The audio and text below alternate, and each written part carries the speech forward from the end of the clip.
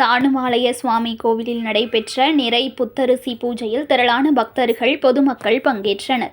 சுசீந்திர தானுமாலய சுவாமி கோவிலில் நிறை புத்தரிசி பூஜை அதிகாலை நடைபெற்றது. இதற்காக அதிகாலையில் இந்து அறநிலையத்துறைக்கு சொந்தமான வயல்களிலிருந்து நற்கதிர்கள் அறுவடை செய்யப்பட்டு கட்டுக்கட்டாக கட்டப்பட்டு தானுமாலயன் சுவாமி கோவிலுக்கு மேலதாளங்கள் முழங்க கொண்டு வரப்பட்டது. பின்னர் ரத வீதியை சுற்றி வந்து கோவிலின் உள்ளே எடுத்து வரப்பட்டது.